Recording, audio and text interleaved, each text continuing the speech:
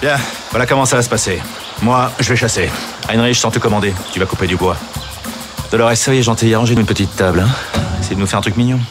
Il y a quand même l'habitude enfin l'habitude ou en tout cas une petite expérience à synthétiser des choses en 2-3 phrases qui font que ça peut péter, mais il y a aussi le fait que il y a un personnage qui est quand même bien installé. Sur le premier, je trouve que tout le début du film, je dirais après le pré-générique, donc après le générique tout simplement, est peut-être un petit peu professoral, un petit peu encyclopédique, on explique un peu bien les choses avec le personnage de l'Armina qui nous sert un petit peu d'encyclopédie musulmane. C'était parce que on ne savait pas trop où on allait. Enfin, moi je savais où j'allais, mais les gens qui étaient censés donner de l'argent pour que ce film se fasse avaient tous un peu peur. Donc cette personne ne m'a dit il faut mettre ça.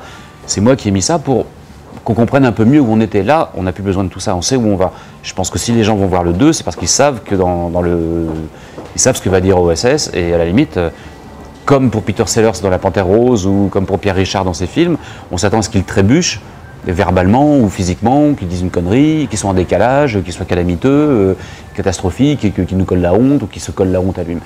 On attend ça. Donc déjà, c'est plus simple. Et puis on est dans un, voilà, on a un véhicule qui est le personnage d'OSS avec tout ce qu'on imagine de lui. Déjà, c'est une synthèse en soi. En gros, pour faire simple, ils veulent faire l'amour, pas la guerre. Oh, mais l'un n'empêche pas l'autre. J'ai toujours fait les deux et jusqu'à présent, je n'ai jamais reçu aucune plainte.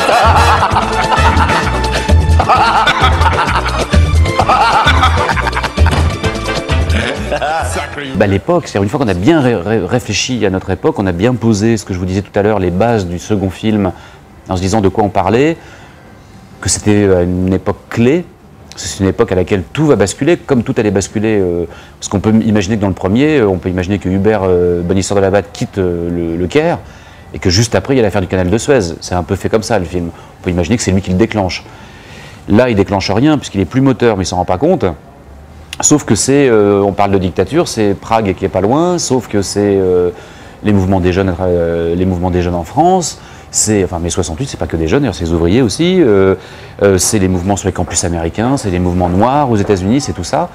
Et donc ça devient plus simple d'écrire qu'une phrase sur la dictature. Et puis il exprime la vision qu'était la France. C'était vraiment ça aussi. C'était peut-être pas une dictature, mais c'était vraiment, en tout cas, un pays sous contrôle.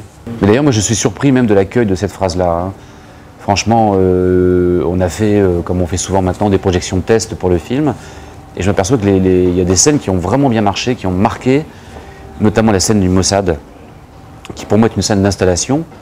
Et c'est une des scènes préférées des gens, parce qu'elle est extrêmement incorrecte, extrêmement culottée, et elle positionne bien le héros, l'espion, par rapport à Israël. Et sa méconnaissance totale de tout ce qui s'est passé. Et d'ailleurs, la phrase qu'il a sur les génocides, elle est absolument terrible. Sur la Shoah, elle est terrible. Quand il dit « Ah oui, ça aussi, quelle histoire !» C'est-à-dire ça aussi, ça passe au 4e plan par rapport à on ne sait pas quoi. Donc cette scène-là et cette réplique sur la dictature a un écho incroyable aussi. Peut-être parce qu'elle fait aussi écho à une actualité plus récente. Peut-être que les gens retrouvent dans la France qu'on décrit d'il y a 40 ans des choses de la France d'aujourd'hui. Je pense à la mainmise sur la télévision, je pense à des choses comme ça. OSS 117, Rio ne répond plus. Sorti le 15 avril dans les meilleures salles de cinéma. Si vous aimez la danse et les Chinois, vous allez vous régaler. À bientôt.